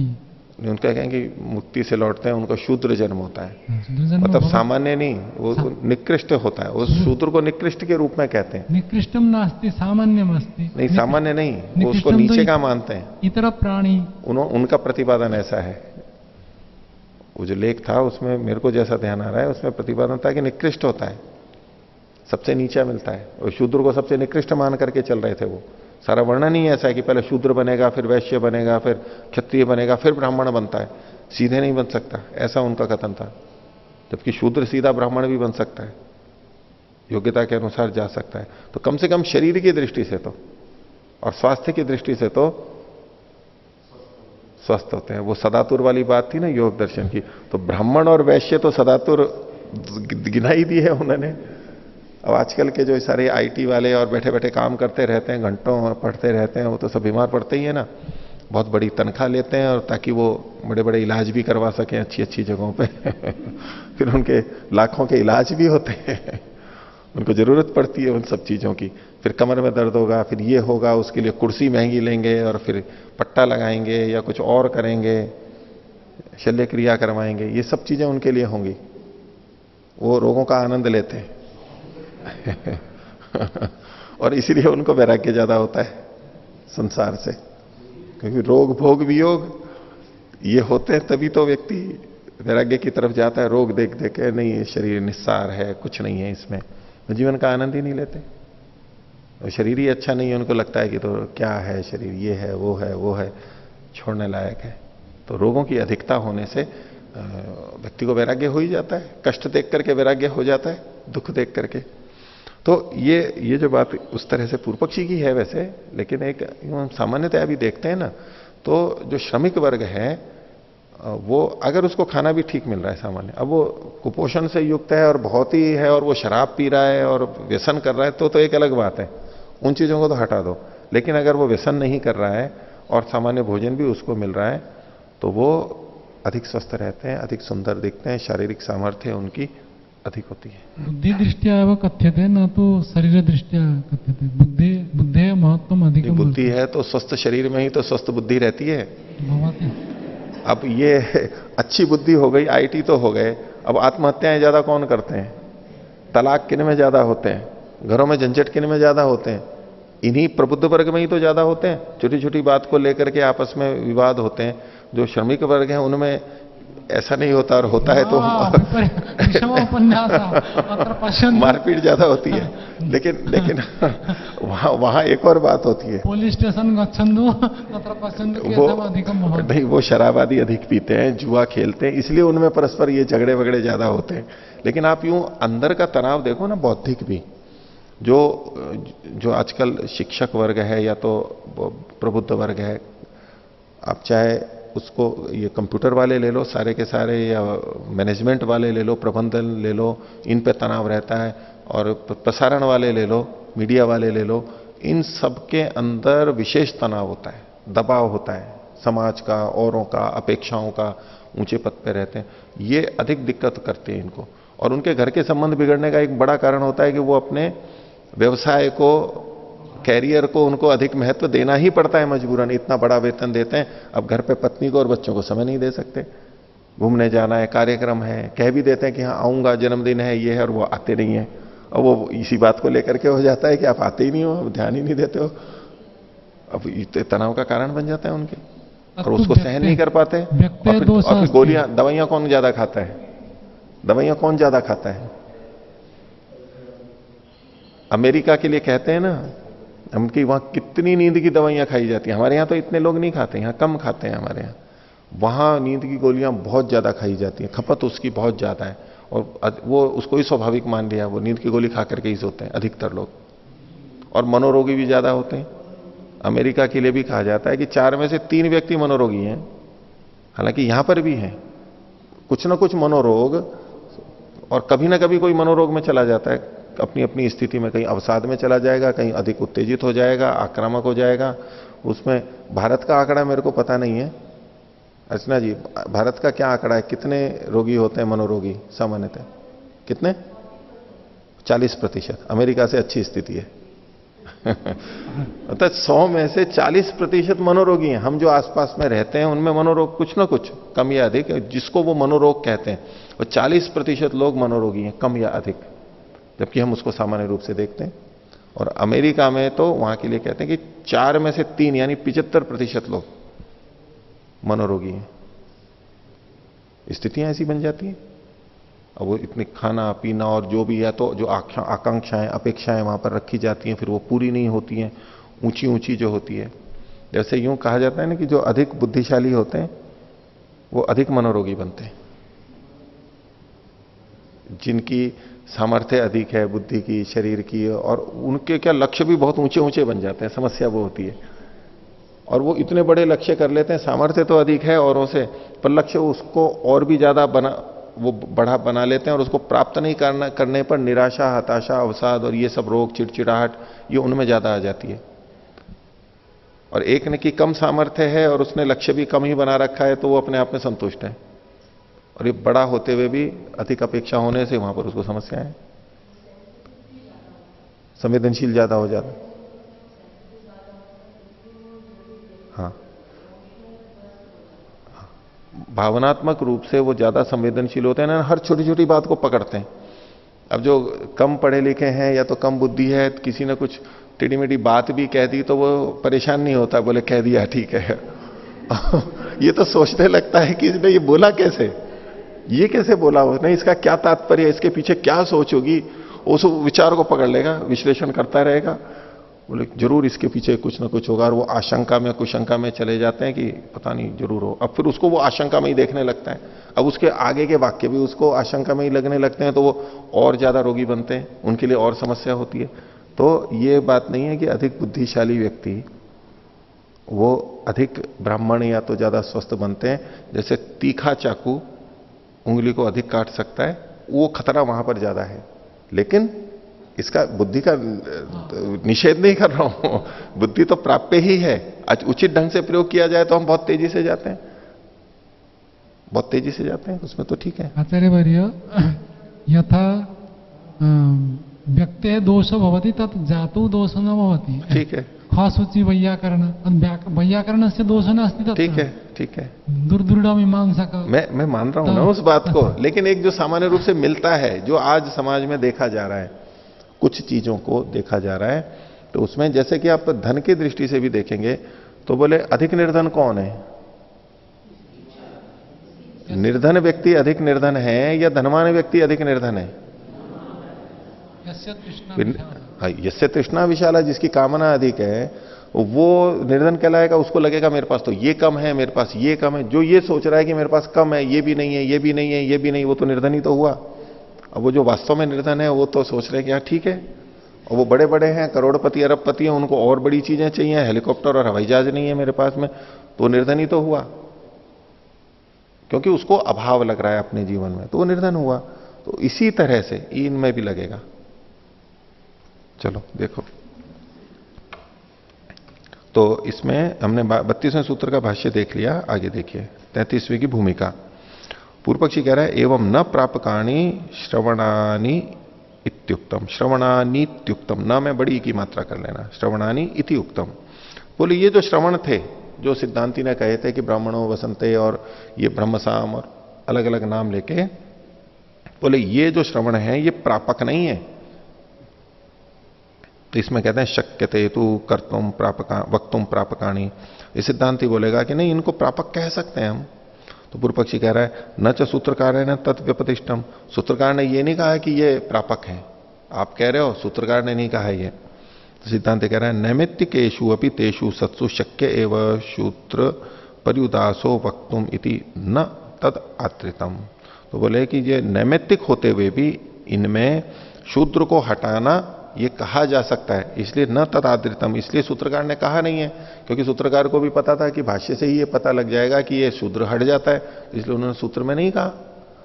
पूर्व पक्षी तो ये कह रहा है कि सूत्रकार ने ये नहीं कहा कि यहां शूद्र का अधिकार नहीं है वचनों में।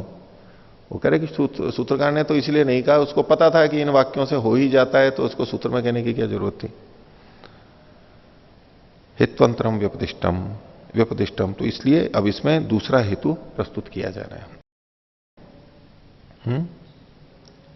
सूत्रकार, हाँ जयमिनी, हित्वंतरम उपदिष्टम व्यपदिष्टम, ये कहा जा रहा है, ये सिद्धांति का सूत्र है 33वां। अपि वा वेद निर्देशात अपशूद्राणाम प्रतीयेत। बोले वेद का निर्देश होने से, वेद के अध्ययन के संबंध में निर्देश होने से कि किस किस को वेद के अध्ययन का अधिकार है, तो इसलिए अपशूद्रों का प्रतीत होगा। यानी शूद्रों को छोड़ करके वो कथन किया गया है, तो इसलिए शूद्र को याग का अधिकार नहीं है। भाष्य देखिए, अपिवायति पक्ष व्यावर्तनम, पूर्व पक्षी को हटा दिया। एवं अपनी सती नैमित्तिके अपनी ब्राह्मणादि श्रवणे सती अपशूद्राणाम एवं अधिकार। तो ठीक है, ये नैमित्तिक मान भी लिए गए, मान भी लिया इसने, जो ब्राह्मण आदि का है वो आधान का विधान नहीं है, वो नैमित्तिक है, ये मानते हुए भी ब्राह्मण आदि का जो श्रवण है उसके होने से अपशूद्रों का अधिकार है, शूद्र को छोड़ के अन्यों का अधिकार है। कुतः? बोले वेद निर्देशात, वेद का निर्देश होने से। वेद का मतलब वेद के अध्ययन का निर्देश होने से। वेदे ही त्रयाणाम निर्देशो भवति, वेद के विषय में, वेद में नहीं कह रहे हैं, वेद के विषय में यानी वेदाध्ययन में त्रयाणाम निर्देशो भवति, तीन का ही निर्देश होता है। कैसे? वसंते ब्राह्मणम उपनयीत, यूं कर लीजिए, यहां पर है उपनीयत नहीं उपनयीत, ना कि ई की मात्रा यहां कटेगी और य पे आ जाएगी। तो वसंते ब्राह्मणों उपनयीत, ब्राह्मणम उपनयीत, ब्राह्मण का उपनय कब करे? वसंत ऋतु में। तो उपनयन जो है ये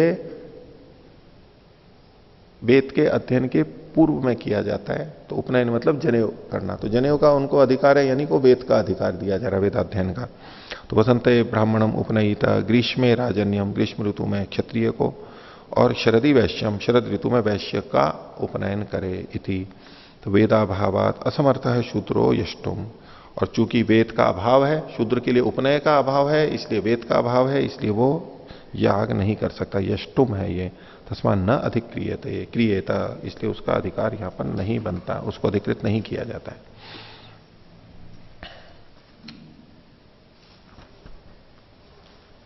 आगे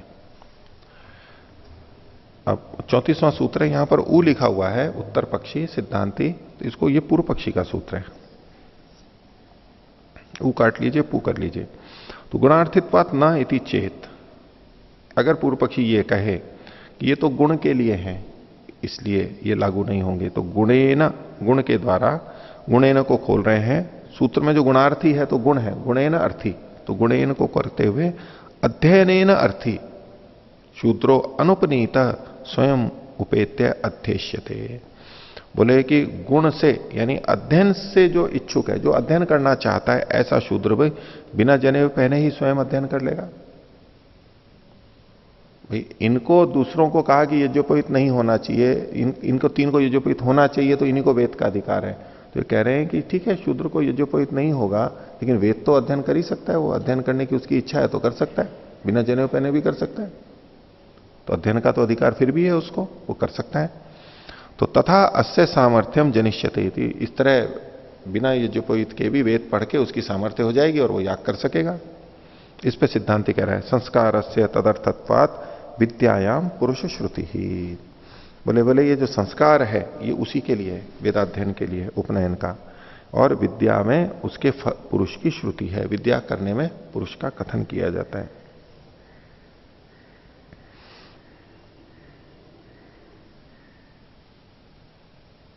ये जो पुरुष की श्रुति का मतलब है ब्राह्मण आदि पुरुष की श्रुति है।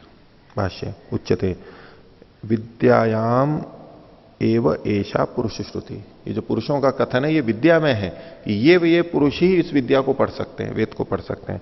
उपनयन से संस्कार से तदर्थत्वात्, क्योंकि उपनयन जो संस्कार है वो वेद के अध्ययन से जुड़ा हुआ है। विद्यार्थम उपाध्याय से समीपम आनीयते न अदृष्टार्थम, कि उपाध्याय के समीप यानी अध्यापक के समीप विद्यार्थी को क्यों लाया जाता है, उसके पास क्यों भेजा जाता है, तो विद्या के लिए भेजा जाता है। न अदृष्टार्थम, इससे कोई अदृष्ट की उत्पत्ति नहीं होती है, ये दृष्टार्थता है। और ना भी कटम कुड्यम व करतुम, कोई चटाई या दीवार बनाने के लिए नहीं भेजा जाता है अध्यापक के पास में, वो पढ़ने के लिए भेजा जाता है। तो दृष्टार्थम एवं सईशा विद्यायाम पुरुष श्रुति, इसलिए विद्या के प्रति जो पुरुष की श्रुति है ये दृष्ट अर्थ वाली है, वहां कुछ ना कुछ दृष्ट प्रयोजन है। पूर्व पक्षी पूछता है कथम अवगम्यते, ये दृष्टार्थता कैसे है, बोले आचार्यकरणम एतत् अभिधीयते, यहां पर आचार्यकरण को कहा जा रहा है। आचार्यकरण मतलब आचार्य की क्रिया को, जैसे व्याकरण में आता है सम्माननोत संजनाचार्यकरण, आचार्यकरण, ज्ञान भृति विगणन व्ययेशु नीह, नीह धातु से आत्मनेपद वहां पर कहा गया है, तो वो आचार्यकरण में कहा गया है।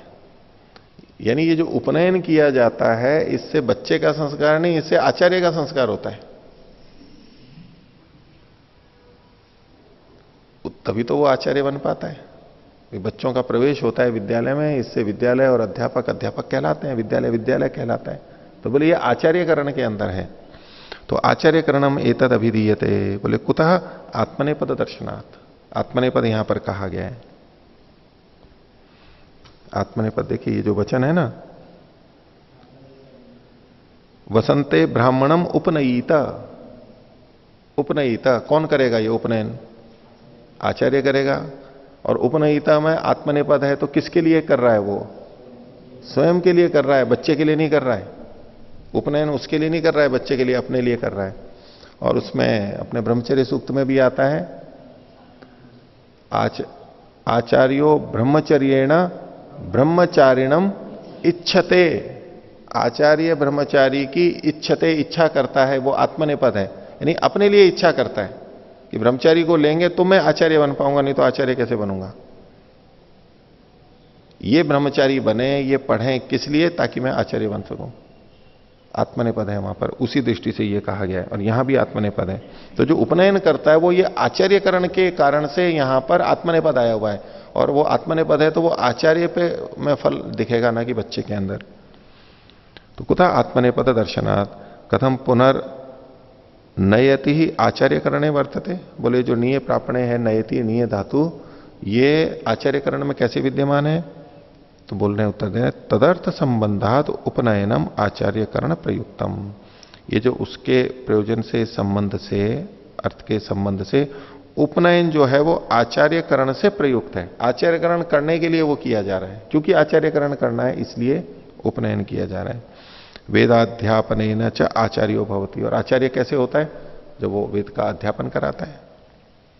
तस्मात वेदाध्ययने ब्राह्मणादय श्रुता, इसलिए वेदाध्ययन में ब्राह्मणादि श्रुत हैं, क्योंकि उपनयन उन्हीं के लिए कहा गया।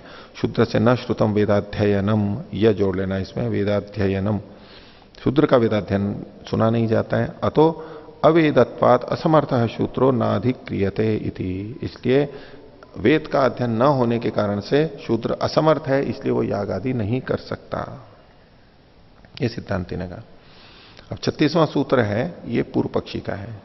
ऊ को काट दीजिए, उत्तर पक्षी को। पूर्व पक्षी कह रहे हैं, बोले विद्या निर्देशात ना इति चेत, बोले यहां विद्या का निर्देश है, विद्या का निर्देश होने से आपकी बात ठीक नहीं है, ये विद्या के लिए कहा जा रहा है उपनयन आदि। बोले इति चेत पश्यसी, अगर आप ऐसा देखते हो कि अवैद्यत्वात् असामर्थ्यात अनधिकृत शूद्र इति, ये पूर्व पक्षी सिद्धांति को कह रहा है कि आप ऐसा सोचते हो कि वेद का ज्ञाता न होने के कारण से, असमर्थता होने से शूद्र याग में अनधिकृत है, ऐसा जो कह रहे हो। तो बोले नहीं श दोष है, ये कोई दोष की बात नहीं है।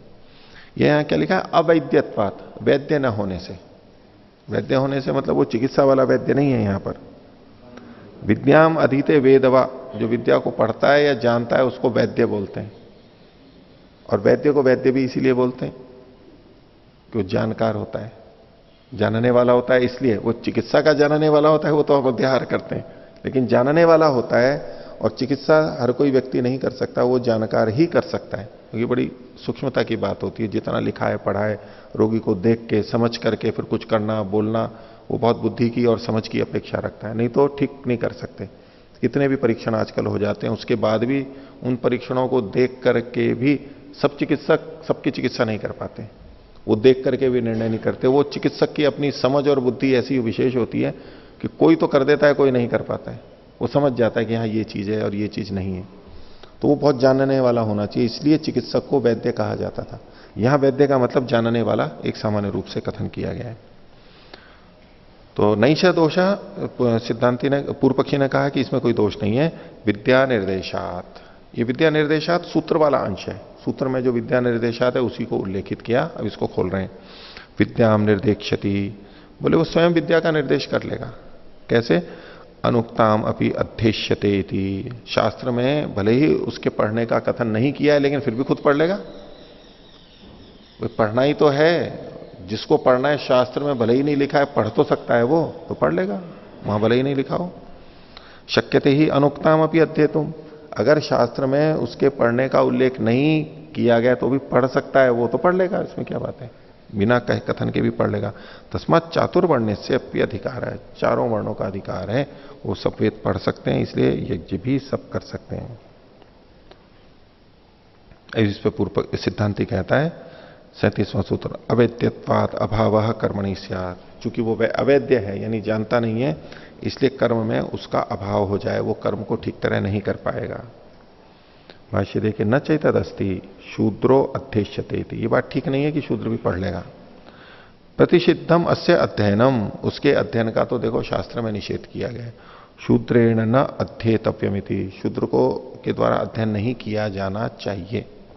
अब ये जो सारी चर्चा है, कुछ लोग इसको जो जन्मना मानते हैं वो तो गलत है ही, लेकिन यहां उस तरह भी समझ सकते हैं कि जिनकी पढ़ने की सामर्थ्य नहीं है वो ना पढ़े।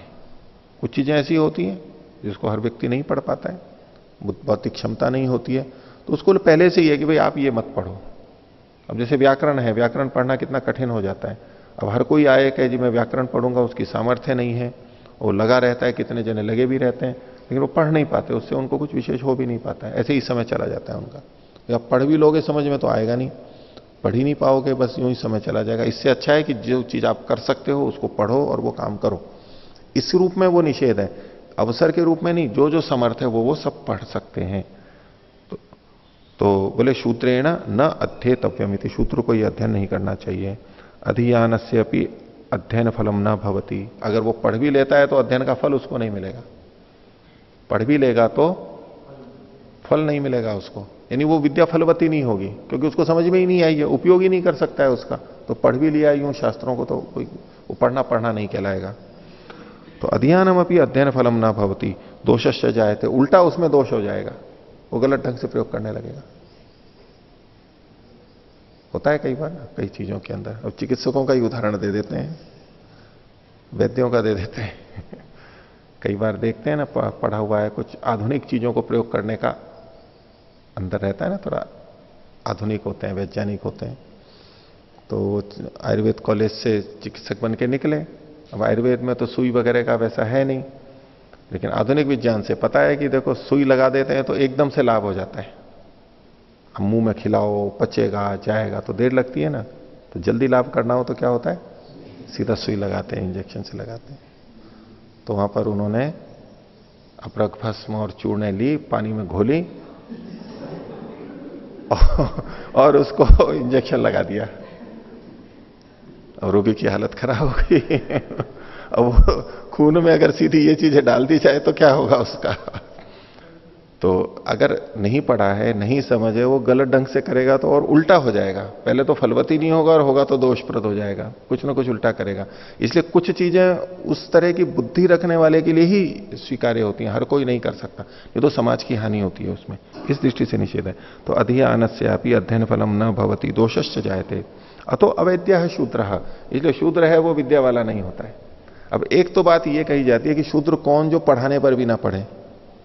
पढ़ने का अवसर सबको है, पढ़ने के अवसर में किसी को न्यूनता नहीं, किसी का भी बच्चा हो, सबको वैदिक व्यवस्था में पढ़ने का अधिकार है। लेकिन अब वहां पर छटनी की जाती है, भाई अब नहीं पढ़ पा रहा है तो इनके लिए ये चीजें सिखा दी जाए, इनको ये काम कर लेंगे, अपनी जीविका कर लेंगे, ये पढ़ सकते हैं, ये क्षत्रिय बन सकते हैं, इनको उस देश क्षेत्र में बढ़ाया जाए, ये ब्राह्मण बन सकते हैं, वैज्ञानिक बन सकते हैं, इनको इस क्षेत्र में बनाया जाए, ये व्यापार कर सकते हैं, इनको इस क्षेत्र में बढ़ाया जाए।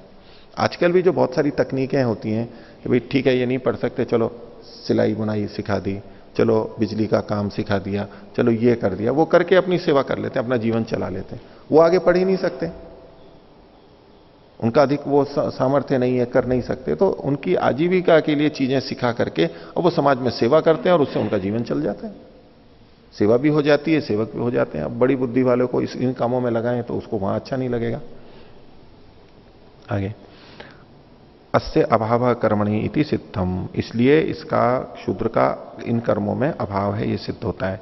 यद्यपि वैद्यत्वेन सिद्ध्येत, अगर कोई कहे कि भाई अगर वो पढ़ भी ले, वैद्यत्व उसमें ज्ञान भी आ जाए तो भी सिद्ध कोई मान भी ले किसी तरह, अभ्युपगम से कह रहा है ये, तो भी तथापि अनग्नित्वाद अभाव कर्मणि स्यात्, तो चूंकि वो अग्नि वाला नहीं है, अग्नि का आधान नहीं कर सकता, इसलिए कर्म में तो अनधिकार रहेगा ही। अतः कथम अनग्निता इति, अगर को पूछे पूर्व पक्षी की अनग्निता क्यों है, तो बोले प्रापकाणी ही ब्राह्मणादीनाम आधाने वाक्यानि, ये जो आधान वाले वाक्य हैं ये प्रापक हैं, ये जो आधान वाले वाक्य हैं ये प्रापक हैं। ब्राह्मणों वसंते अग्निम आदधीता, ये जो वाक्य था पूर्व पक्षी ने कहा था ये तो निमित्त के लिए है, आधान तो कहीं और कह दिया गया है, यहां तो केवल ब्राह्मण और वसंत आदि का संबंध बताया गया, ये जो कहा था इसका उत्तर दे रहा है सिद्धांति। पहले प्रापकाणी ही ब्राह्मणादीनाम आधाने वाक्यानि, ये जो आधान में वाक्य हैं ये प्रापक है, विधि है, आधान की विधि इन्हीं वाक्यों से होती है। तो पूर्व पक्षी कहता है ननु यह एवं विद्वान अग्निम आधत्ते इति आधानस्य विधानम, बोले आधान का विधान तो यहां पर है, यह एवं विद्वान अग्निम आधत्ते, तो यहां तो केवल ब्राह्मण और वसंत आदि का ही बताया जा रहा है, आधान की विधि नहीं की जा रही है। इसका उत्तर दे रहा है सिद्धांति कि तत्र ब्राह्मणों वसंते अग्निम आदधीता निमित्तार्थानि वचनानि इति गम्यते, ये पूर्व पक्षी ही कह रहा है कि वहां पर ब्राह्मण के द्वारा वसंत में अग्नि का आधान करते हैं, ये निमित्तार्थ वाक्य कहे गए हैं। अत्रोच्यते, सिद्धांति उत्तर दे रहा है ब्राह्मणों अग्निम आदधीते इति श्रुत्या विधानम गम्यते, ब्राह्मण अग्नि का आधान करे ये श्रुति से, आधत्ते ये श्रुति से विधान कहा जा रहा है, श्रुति से यहीं पर ही विधान है आधान का, गुण विशिष्ट होगा। या एवं विद्वान अग्निम आधत्ते इति स्तुत्या, बोले ये जो वाक्य आपने कहा था ना कि यह एवं विद्वान अग्निम आधत्ते, ये आधान का विधान है, ये आधान का विधान नहीं है, ये तो स्तुति की गई है, पीछे बता दिया गया ये करो ये करो ये करो ऐसे ऐसे करो, उसके बाद में ये वचन आया है कि जो इस तरह से अग्नि का आधान करता है, या एवं विद्वान अग्निमादत्ते, तो ये आधान का विधान नहीं है, विधायक वाक्य नहीं है, ये तो बाद में स्तुति की गई है। भाई जो ऐसे ऐसे करता है वो अच्छा होता है, ये स्तुति वाक्य है। तो ब्राह्मण और वसंत करके जो है, ब्राह्मणों वसंत अग्निम आदतिता शरदी वैश्य है इत्यादि जो है, ये आधान की विधि करने वाले वाक्य हैं। इसलिए यहां पर आप और किसी को नहीं ला सकते, ये ही 3 करेंगे। तद आनुमानिकम प्रत्यक्ष श्रुतात दुर्बलम, और यदि आप इससे करते भी हो या एवं विद्वान अग्निमादत्ते, तो ये आनुमानिक होगा, प्रत्यक्ष श्रुति से ये दुर्बल कहलाएगा। तस्मात् प्रापकाणी वचनानी अतः शूद्र से अनितेकार, तो ये जो वचन कहे गए थे पीछे, ये प्रापक हैं, यानी विधि ही कर रहे हैं। ये वसंते ब्राह्मणों अग्निम आदतिते, ये विधि वाक्य हैं। 38वां सूत्र, तथा च अन्यार्थ दर्शनम, बोले इसी तरह से अन्य वचनों में भी देखा जाता है। अन्यार्थ दर्शनम च भवति, क्या होता है, यथा न शूद्र से अध्ययनम इति, शूद्र का अध्ययन नहीं होता, ये इसको बताने के लिए और वचन भी मिलते हैं। किम लिंगम भवति, इसमें क्या चिन्ह है, कैसे पता लगता है, तो ये वचन दिया इन्होंने, पद्यु व एतत् श्मशानम यच्छूद्र, ये जो शूद्र है वो श्मशान सदृश है, ये शूद्र है, श्मशान, शमशान निंदित अर्थ में आ रहा है यहां पर, और कैसा है, पद्यु, इसमें कुतूहल वृत्ति में यद्यु, यद्यु भी पाठ मिलता है, यानी वो पैर के समान है।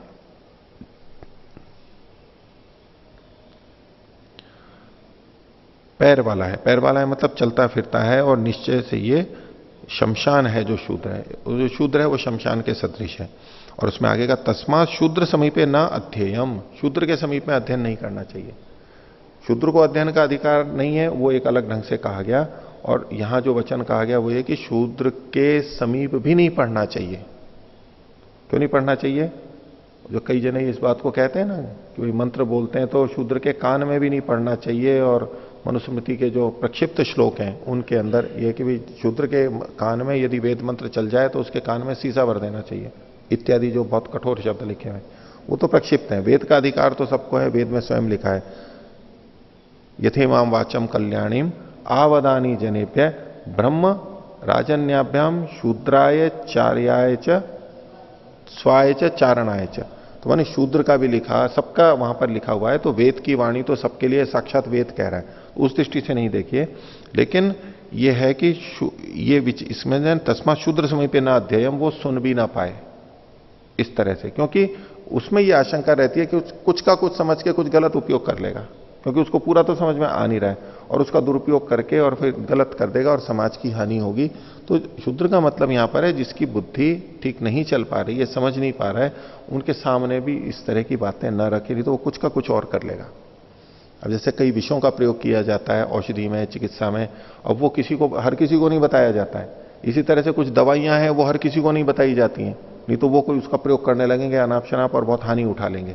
तो इसलिए कुछ दवाइयां चिकित्सक के निर्देशन में ही दी जाती हैं, और ये अपने आप नहीं ले सकते कि आपने पढ़ लिया ये दवाई है और आप लेने लग जाओगे, नहीं, वो उसका दुरुपयोग अपने लिए भी हानि कर लेगा और दूसरों के भी लिए हानि कर देगा। इसलिए उनको ये सूचना ही नहीं दी जानी चाहिए कि ये इन चीजों से ऐसा ऐसा होता है, वो दुरुपयोग कर सकता है, उनको सुनना भी नहीं चाहिए। तो इति अनध्ययनम शूद्र से दर्शयति तस्मात् अपशूद्राणाम अधिकार है, इसलिए शूद्र को छोड़ करके बाकी 3 वर्णों का याग में विधान है। पूर्व पक्षी कहता है ननु आहवनीयाद बिनापि यागो वचन प्रामाण्यात शूद्र से विधीयते, बोले ठीक है आवनीय का कथन वहां नहीं हो शूद्र का, लेकिन चूंकि याग का विधान है इसलिए अग्नि तो अपने आप उससे स्वभावतः अर्थतः प्राप्त हो जाएगी। ये पीछे कहा था सिद्धांति ने, उस पर सिद्धांति कह रहा है उच्चते नात्र याग सद्भावो विधीयते स्वर्ग कामस्य। अब देखो उसी वचन की विवेचना कर रहे हैं, अग्निहोत्रम जुहुयात स्वर्ग कामः, ये था कि स्वर्ग की जिसको कामना है वो याग कर सकता है। तो पूर्व पक्षी क्या कह रहा था कि शूद्र को भी स्वर्ग की कामना है तो वो भी याग कर सकता है, उसके ऊपर ये कह रहे हैं कि यहां पर न अत्र याग सद्भावो विधीयते स्वर्ग कामस्य, जो स्वर्ग की कामना वाला है उसके लिए याग कर सकता है, इसका विधान नहीं किया जा रहा है। ये वाक्यार्थ बोध ये नहीं है कि जिसको स्वर्ग की कामना है वो याग करे, ऐसा यहां वाक्यार्थ बोध नहीं है। तो किम तरी फिर क्या है, तो स्वर्ग फलता विशिष्टस्य यागस्य सद्भावो विधीयते, सद्भावो विधीयते जो ऊपर की पंक्ति में उसका ये अनुषंग यहां पर आ जाएगा। स्वर्ग फलता विशिष्ट से इसको आप मिला भी सकते हैं कि स्वर्ग की फल वाला विशिष्ट जो याग है उसका सद्भाव यहां पर किया जा रहा है कि ऐसा याग करना चाहिए जो स्वर्ग के फल को देने वाला हो। जिसको स्वर्ग की कामना है वो याग करे, ऐसा कथन नहीं है। स्वर्ग फल देने वाला याग किया जाना चाहिए। किसको किया जाना चाहिए, उसके लिए फिर अलग पंक्तियां मिलेंगी। तो वो 3 वर्णों का ही है। तस्मात असंभव शूद्र से अग्निहोत्रादिशु, इसलिए शूद्र का अग्निहोत्रादि में असंभव है, इसलिए अपशूद्राधिकरणम, उनका अधिकार नहीं है। और इसके लिए विवेचना की है युधिष्ठिर जी ने काफी। तो महर्षि दयानंद ने, जो हम सामान्य अग्निहोत्र करते हैं, महर्षि दयानंद ने तो वहां पर उन सबको अधिकार स्वीकार किया है। अग्निहोत्र आदि जो नित्य कर्म है वो सभी को करने चाहिए, और अगर शूद्र स्वयं न कर सके तो उसके जो पुरोहित है वो उन मंत्रों को बोल करके करे, लेकिन क्रिया तो उसी से कराए, ये भी विधान किया गया है। तो ये एक अलग प्रसंग में कहीं जहां विशेष याग हैं उनके संदर्भ में, अथवा बीच में कुछ ऐसा काल आया कि उस समय की ये विचारधारा रही। लेकिन कोई कार्य किया जा सकता है तो स्वयं कर सकता हो करे, स्वयं नहीं कर सकता हो दूसरे से भी कर सकते हैं, और उसको ध्यान में रख करके ये चीजें।